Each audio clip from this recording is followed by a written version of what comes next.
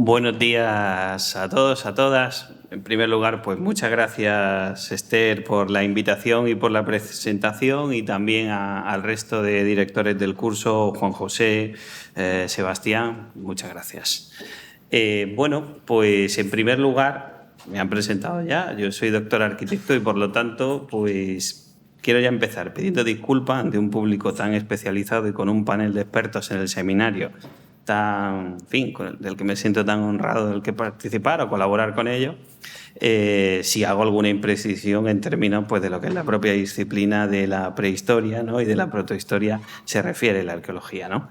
En cualquier caso, pues trataré de, con esta presentación, de, en fin, no sé, hacer una reflexión sobre pues esa difícil tarea que a veces tiene un arquitecto, con un equipo siempre, de enfrentarse a, bueno, pues intervenir en un yacimiento o en relación a una serie de objetos de ese yacimiento para musealizarlos. Bien saben, sobre todo los que tienen experiencia, que esto a veces es una tarea que genera mucha polémica. Yo, con mi criterio, voy a tratar de presentar además algunos ejemplos que creo que son ejemplos, en fin, que tienen un valor, probablemente también tengan algún aspecto criticable desde el punto de vista del experto arqueólogo, pero creo que también presentan algunas innovaciones desde el punto de vista del diseño que merece la pena comentar, a pesar de eso.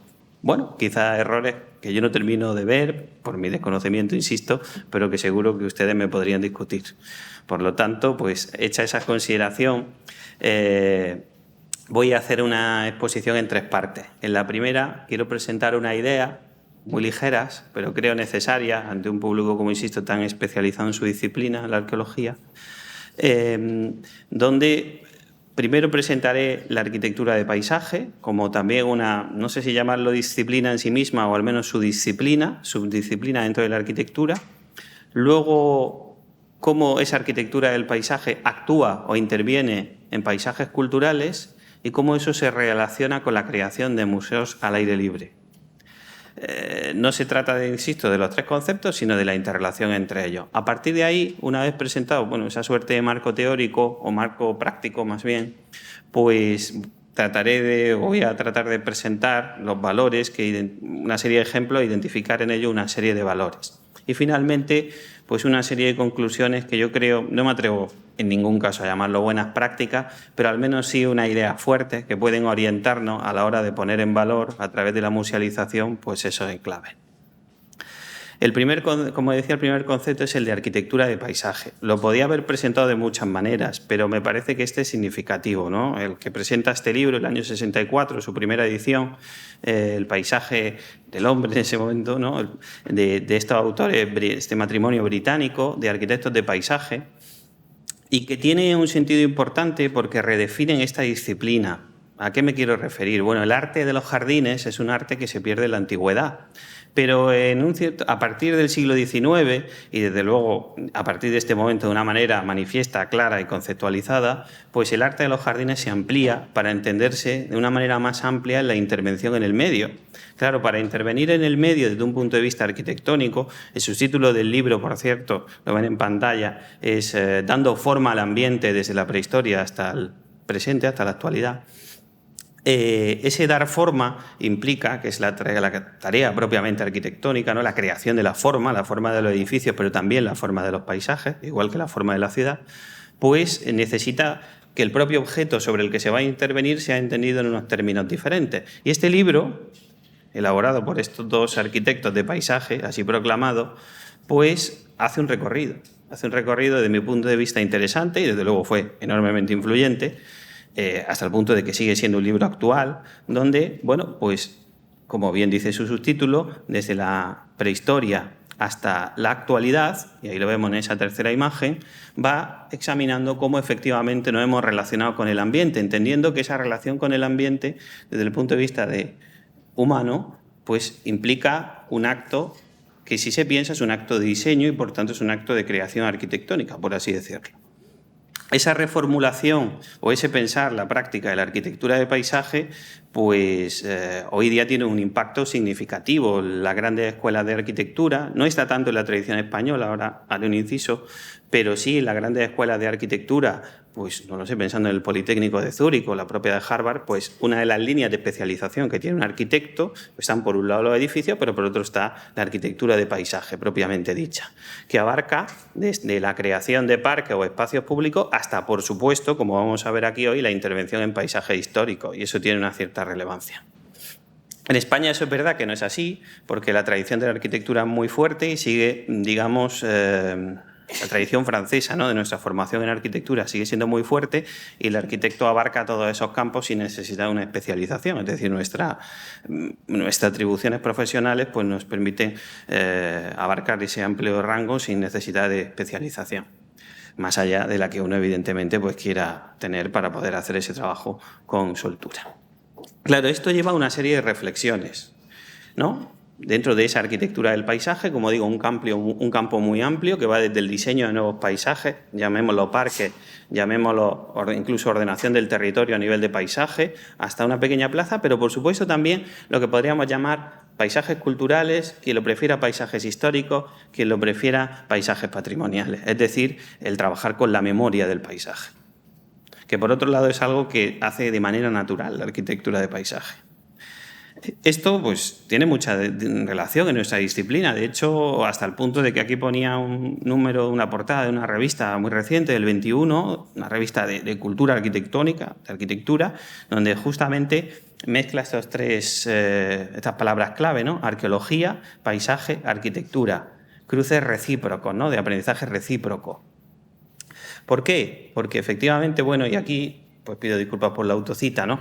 Nosotros hemos venido trabajando ya no sobre un examen crítico de actuaciones en paisaje histórico, en paisajes culturales, en un sentido amplio, es decir, cómo la arquitectura de paisaje contribuye a poner en valor estos sitios que tienen un valor. Aquí vemos Cantacó, que hablaré un poco después de él, el yacimiento, pero otros enclaves que no tienen por qué ser de la prehistoria. Es decir, pues hemos hablado de este, que es un enclave moderno, que quizá alguno conozca, el Caminito del Rey, en la provincia de Málaga, o las Salinas de Añana, en la provincia de Álava, es decir, paisajes históricos en general. Y todo esto, incluso paisajes urbanos. Aquí vemos el centro de Bañoles, en la provincia de Girona. ¿Todo esto para qué? Bueno, es decir, pues digamos que sí hay ya un cierto cuerpo. Esto es un artículo de crítica que hicimos para una revista, yo y mi compañero David Escudero, para una revista de la Universidad de Pensilvania. Hemos trabajado pues, en la revista, creo que hemos hecho análisis crítico de este tipo de actuaciones, pues también en enclaves españoles vinculados a la puesta en valor de la obra pública a escala de paisaje, obra pública patrimonial, con la revista Estudio de los Museos y con el boletín de Amigos de los Museos también, otro trabajo relacionado con este tipo de enclaves. Pero claro, yo cuando de repente empiezo a pensar, a raíz de la invitación, digo, ¿y esto de un paisaje de la prehistoria y de la protohistoria? No sé si los conceptos que estamos manejando nosotros a la hora de hacer la crítica de este tipo de actuaciones, ¿no?, que entiendo, si no corríjanme, que pertenecen a la historia, ¿no?, en esa división, serían válidos. Son válidos y entonces, pues, dentro del catálogo de actuaciones que nosotros normalmente manejamos, pues empezamos a evaluarlas, que es lo que haré a continuación. Pero antes, claro, ¿cuál es esa idea que nosotros hemos manejado cuando decimos qué le hace la arquitectura de paisaje a los paisajes culturales? Pues realmente esa intervención, donde hay una rehabilitación, donde hay una serie de componentes, tanto naturales como culturales, que se ponen en relación y que se tratan de poner en valor y además interpretar, porque el propio efecto de rehabilitarlos, de actuar sobre ellos, implica una interpretación, los convierte casi automáticamente en museo al aire libre. Lo es porque en esa tarea de la arquitectura de paisaje hay un proceso de recopilación, hay un proceso de selección, hay un proceso de atribución de valor, de sumergirse en la historia de ese lugar para poder trabajar con sus componentes, insisto, tanto naturales como culturales. Lo es también porque en la propia toma de decisiones, para ver cómo esa actuación tiene lugar, se preserva, se recupera, se archiva, se gestiona y, a fin de cuentas, se cuida ese lugar. Todo eso acaba dando lugar efectivamente a un espacio. Aquí vemos las Salinas de Añana, la imagen en la primera era, pues da igual, podía haber sido cualquier otra. Un plano histórico, ¿qué significa esto, ¿no? En un proyecto de paisaje recuperado en Caldas de Montjuïc, en la provincia de Barcelona. En este caso, de nuevo, esto era una actuación de un paisaje monástico de recuperación en Banyoles, en Girona. Y esta tercera, de nuevo, las Salinas de Añana. Pero claro, ¿qué ocurre? Que cuando hemos hecho todo este proceso y acabamos con la rehabilitación, al final la propia rehabilitación se convierte en un espacio para comunicar, para utilizar, para interpretar y para exponer en sí mismo. Es decir, ni siquiera necesita, por supuesto, que luego nos vamos a acompañar de otra serie de actuaciones que nos permiten que todo ese proceso de comunicativo tenga lugar. Pero las Salinas de Añana, pues es un ejemplo, ¿no? En ese sentido, además completo, ¿no? Porque a veces podemos utilizar, otras no, pero aquí desde luego utilizar, interpretar a través del recorrido, y es que el propio paisaje es lo que se expone. Claro, pero esta formulación que parece que funciona bastante bien en los paisajes de la historia, yo me preguntaba, ¿qué ocurre con la prehistoria y la protohistoria, ¿no? Entonces, bueno, algunos ejemplos. Trato de seleccionar son dos paquetes, son dos ejemplos fundamentalmente, pero hay algún matiz, ahora lo veremos, que he tenido la oportunidad de conocer y de evaluar, y que yo creo que tienen un interés. Y por lo tanto quiero compartirlo. El primero es el espacio, lo que han llamado espacio transmisor, después de la actuación, del túmulo dolmen megalítico de Seró. El título no lo he puesto yo, es el título con el que suelen referirse en Artesa de Segre, la provincia de Lleida. Y es una actuación de Toni Gironès. Toni Gironès, aparte de esta actuación que vamos a ver más en detalle, luego veremos alguna más de intervención en espacios arqueológicos que a mí me parece, bueno, no es solo que me lo parezcan a mí, sino que han recibido, en fin, el aplauso de la crítica de manera continuada. Bueno, pues ahí tienen esa cista tumularia que se descubrió accidentalmente. Si no recuerdo mal, se debía a unos trabajos de la construcción de una infraestructura, donde por casualidad se descubren.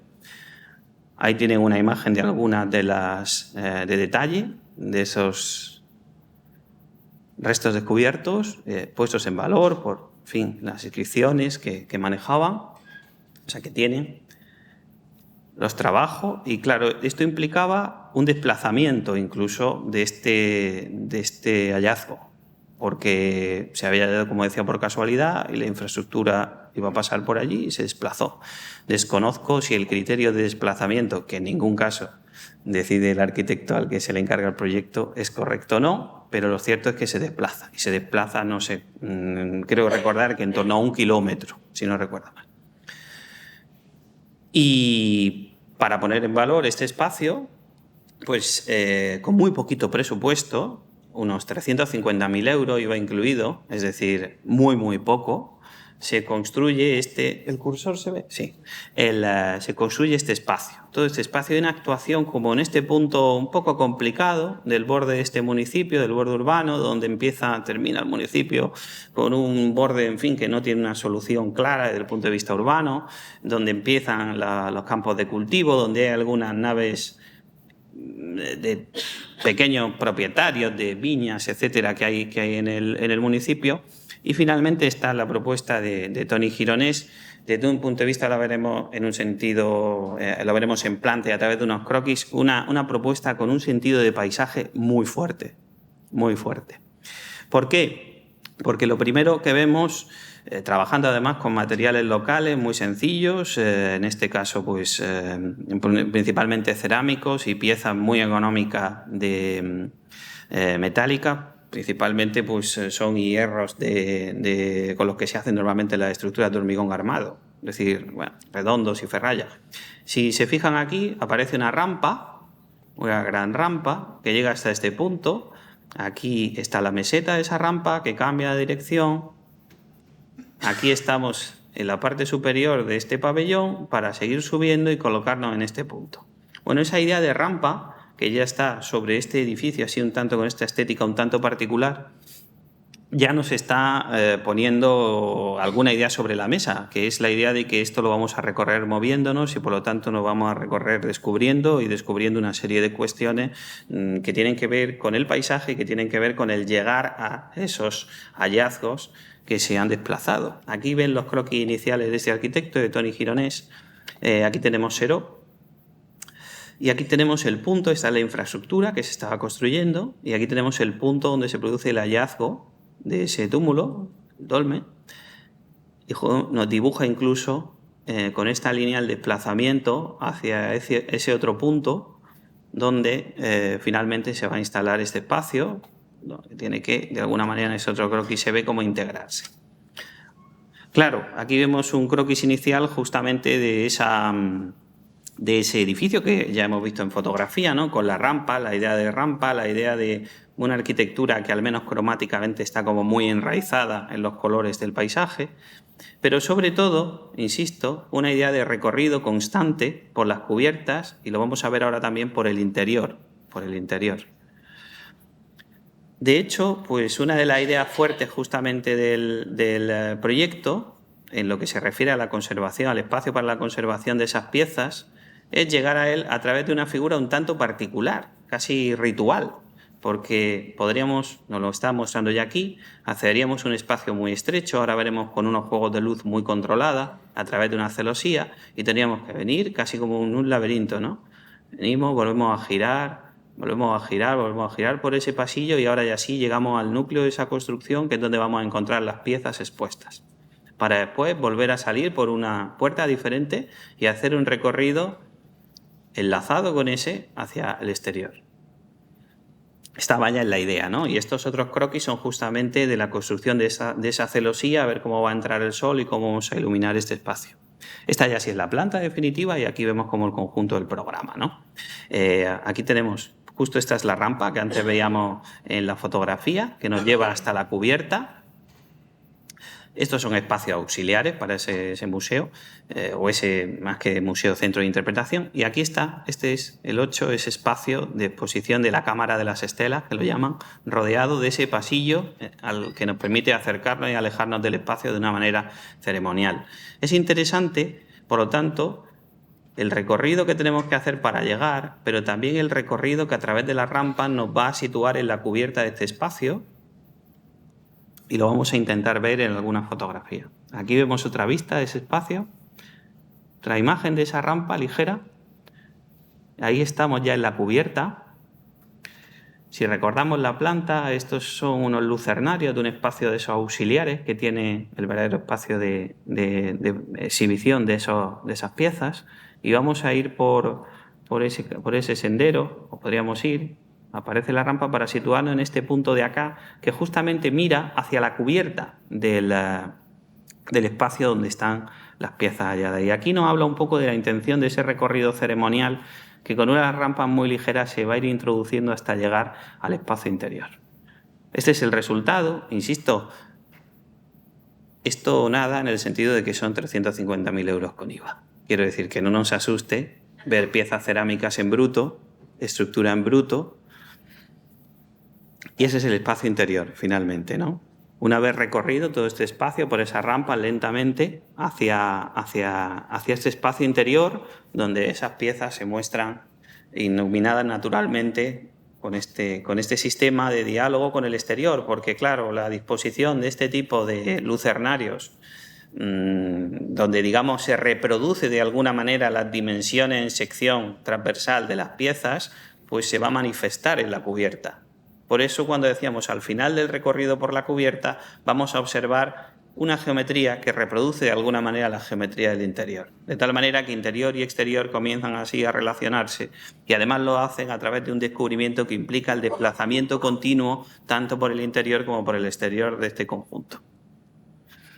Bueno, Toni Gironès es un arquitecto que, como he dicho ya, tiene su estudio, está desarrollando una obra muy premiada y de muy buena calidad, desde mi punto de vista y desde la crítica, al menos desde la crítica arquitectónica, en este tipo de enclaves, ¿no? Por ejemplo, esta es una imagen del espacio de descubrimiento de tres hornos romanos en Vilassar de Dalt, también en Barcelona. creo que lo he dicho, ¿no? Pero el estudio de Toni Gironès está en Barcelona, bueno, está sentado en Barcelona y la mayor parte de su obra, en Cataluña, se desarrolla en Cataluña.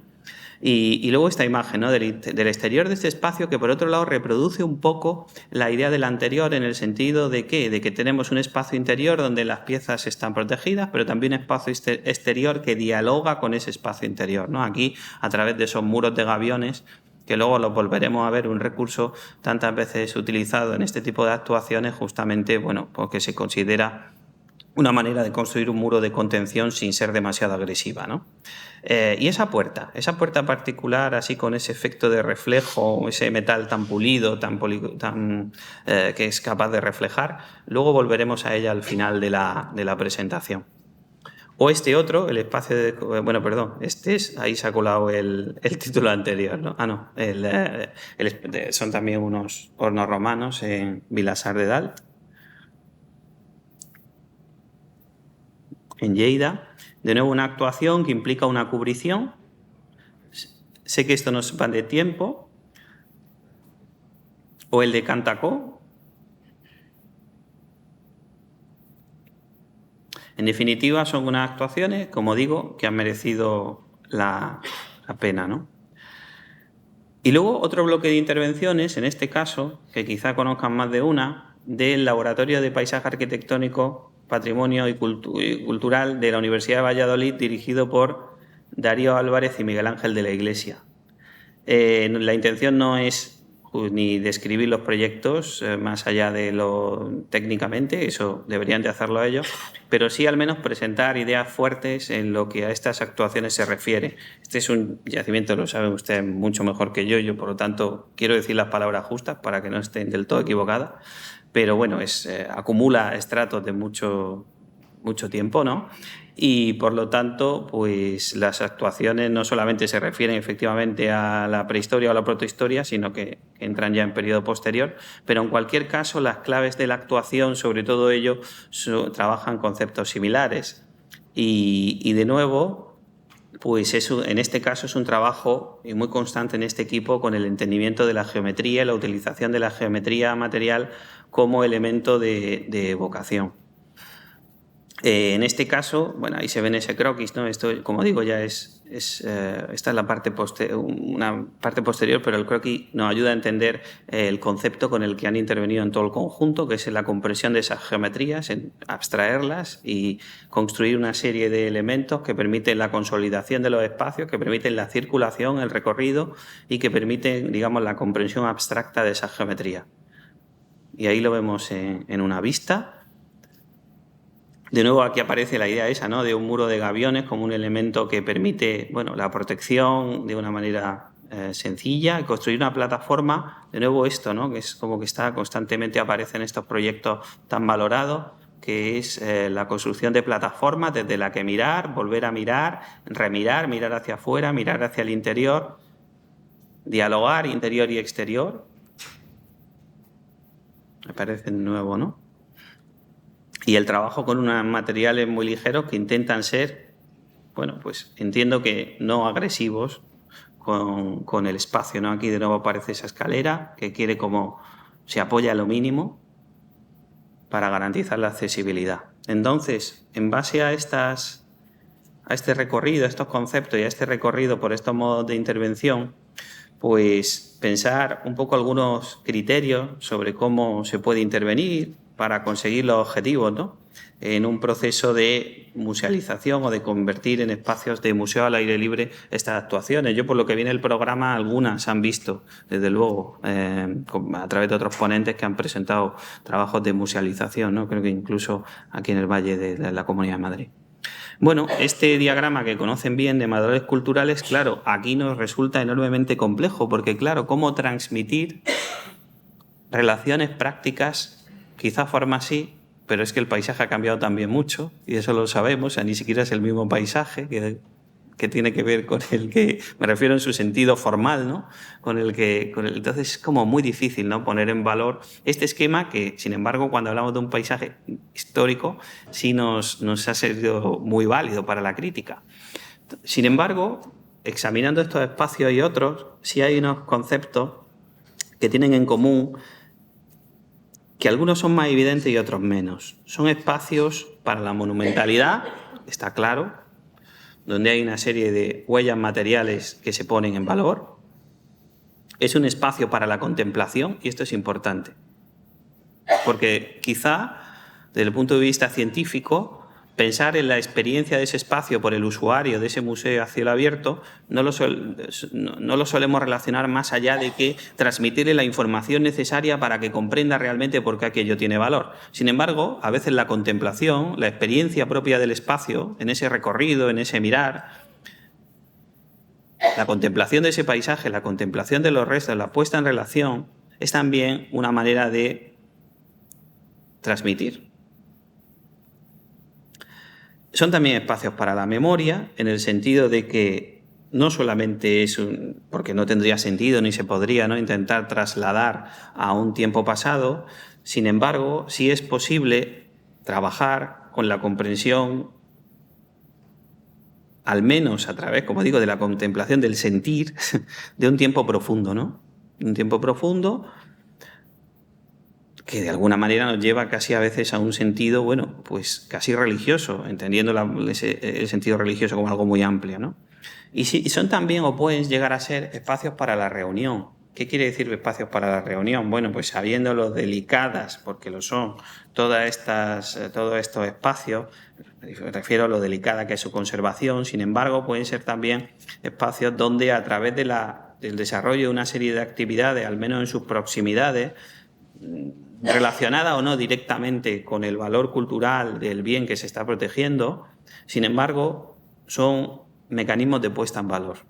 Y eso también se ha demostrado en el conjunto de actuaciones. Y finalmente, es un espacio para el aprendizaje, pero es que con esta idea de aprendizaje quiero que esa, por ejemplo, parece que podría ser obvia, pero no lo es tanto, porque quizá alguien, cuando termina de visitar un espacio como estos, o como cualquier otro que pertenecen al paisaje arqueológico, a la prehistoria o la protohistoria, probablemente se quede con 4 datos. No se va a quedar con más. Sin embargo, quizá a través del proceso de recorrido, de la experiencia en el sitio, somos capaces de imbuir un algo. En ese sentido, pues me interesa, estos son como croquis, ¿no?, de diferentes proyectos de Toni Gironès en actuación. Ahí vemos el primero, el de Cantacó, en medio del que le hemos dedicado más tiempo, pero algún otro. Efectivamente son actuaciones formales de estabilización, de rehabilitación, tal, pero también son espacios, y me gusta esta fotografía, que diré, pero si aquí no sale nada. Bueno, no sale nada, pero sale mucho. Desde mi punto de vista, y en el sentido de esa reflexión, es la puerta esta que veíamos antes del espacio de cubrición con el muro de gaviones, ¿no? Y justamente es una reflexión sobre esa experiencia de ir al lugar, de recorrerlo. A lo mejor no nos quedamos con muchos datos, pero solo aproximarnos a un cierto sentido de contemplación, a una cierta acción de contemplación, de monumentalidad, de una experiencia estética potente, se convierte en un acto de aprendizaje. Y esta es casi la última diapositiva, pero me interesa, ¿no? En el momento en el que dices la puerta, porque pone la fotografía de la puerta. Bueno, pues esta puerta tan particular, que casi parece una obra de arte contemporáneo, donde no sabemos si es una puerta o un espejo, donde de repente el paisaje se refleja, el tiempo se refleja, donde la puerta ya no es puerta, sino que continúa el muro de gaviones, nos está hablando de una serie de ingredientes que no son exactamente la puesta en valor del dato, del aspecto más científico, pero que sin embargo, y eso está así, porque saben que hay mucho estudio de público y de la experiencia del visitante, pues de repente puede llegar a ser algo que aporte mucho y que sea lo que de alguna manera nos pueda permitir convertir ese paisaje de un tiempo tan difícil de explicar en un museo a cielo abierto. Y esa era mi reflexión que quería compartir con ustedes.